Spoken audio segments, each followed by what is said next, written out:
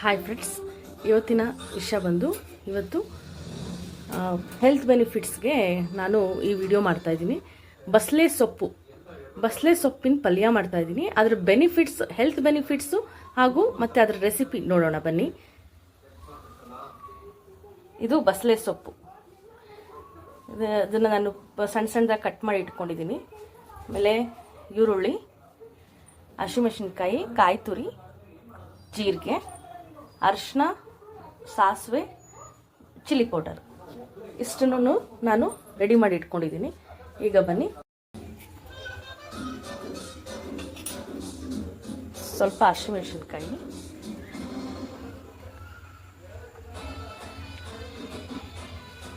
ಸ್ವಲ್ಪ ಕಾಯಿಲಿ, ಸ್ವಲ್ಪ ಫ್ರೈ ಮಾಡ್ಕೊಂಡು ಹಸಿಮೆಣಸಿನ್ಕಾಯಿ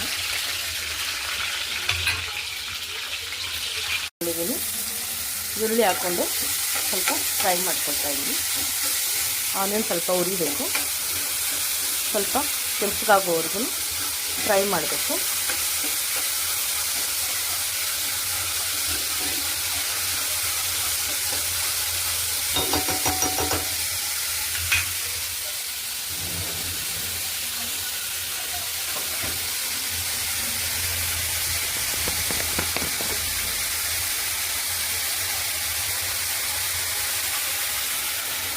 ಸ್ವಲ್ಪ ಸಾಲ್ಟು, 1 ಸ್ಪೂನ್ ಅಷ್ಟು ಈಗಲೇ ಹಾಕ್ಕೊಳ್ತಾ ಇದ್ದೀನಿ.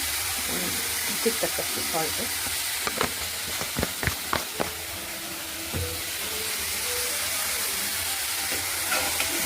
ಫ್ರೈ ಮಾಡಿ.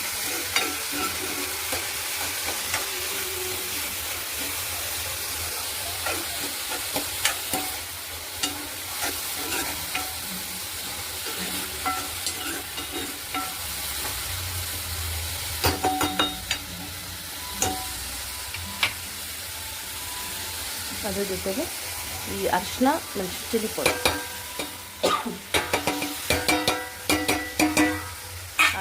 ಹಾಕ್ತಿದ್ದೀನಿ. ಫ್ರೈ ಮಾಡ್ತೀನಿ.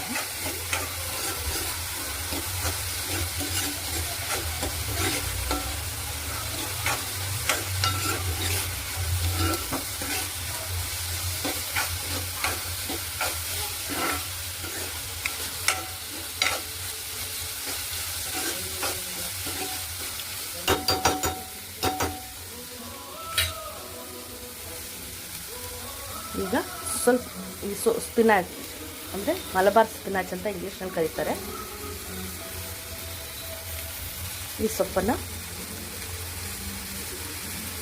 ಹಾಕ್ಕೊಳ್ತಾ ಇದ್ದೀನಿ.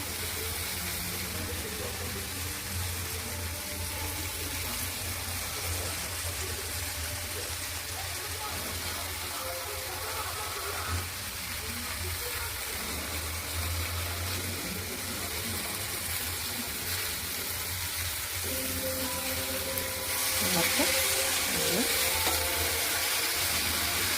ಸೊಪ್ಪು ಬಾಡೋವರೆಗೂ ಫ್ರೈ ಮಾಡಿ.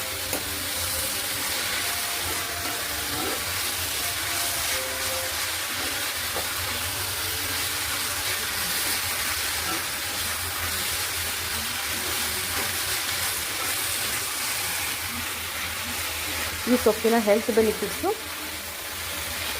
ರಕ್ತಹೀನತೆ ಕೊರತೆ ಇರೋರಿಗೆ ಬ್ಲಡ್ ಸರ್ಕ್ಯುಲೇಷನ್ ಜಾಸ್ತಿ ಮಾಡುತ್ತೆ.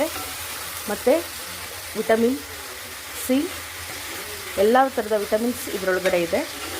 ಮತ್ತು ಪ್ರೋಟೀನ್ಸ್ ಇದೆ ಈ ಸೊಪ್ಪಿನಲ್ಲಿ. ಐ ಪ್ರಾಬ್ಲಮ್, ಕಣ್ಣಿನ ಏನಾದರೂ ತೊಂದರೆ ಇದ್ದರೆ ಈ ಸೊಪ್ಪಿನಿಂದ ಕಮ್ಮಿ ಆಗುತ್ತೆ.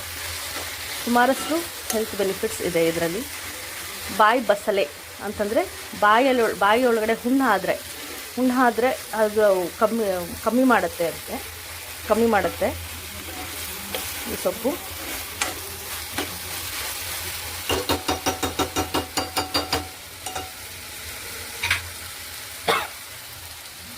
ಫ್ರೈ ಆಗ್ತಾಯಿದೆ.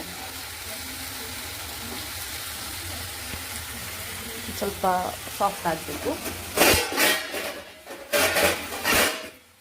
ಪ್ಲೇಟ್ ಮುಚ್ಚೋಣ ಸ್ವಲ್ಪ ಹೊತ್ತು.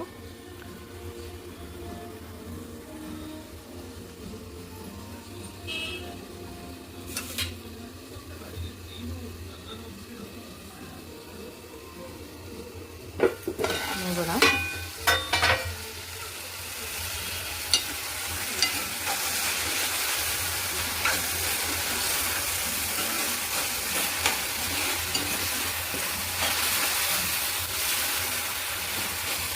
ನೋಡಿ ಎಷ್ಟು ಕಲರ್ಫುಲ್ಲಾಗಿ ಬಂದಿದೆ, ಎಷ್ಟು ಚೆನ್ನಾಗಾಗಿದೆ.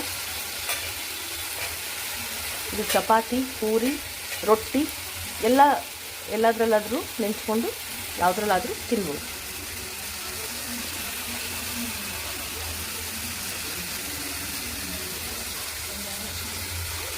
ಆವಾಗಲೇ ಈರುಳ್ಳಿ ಫ್ರೈ ಮಾಡೋದಕ್ಕೆ ಸ್ವಲ್ಪ ಸಾಲ್ಟ್ ಹಾಕ್ತೀವಿ. ಈಗ ಸ್ವಲ್ಪ ಇಷ್ಟ ಹಾಕಿ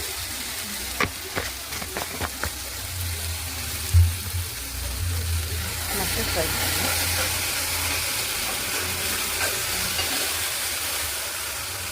ಈಗ ಇದಾಗಿದೆ.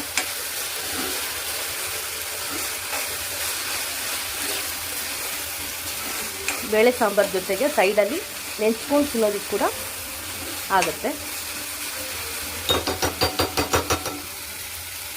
ಈಗ ಲಾಸ್ಟ್ ಐಟಮು ಕಾಯಿ ತುರಿ.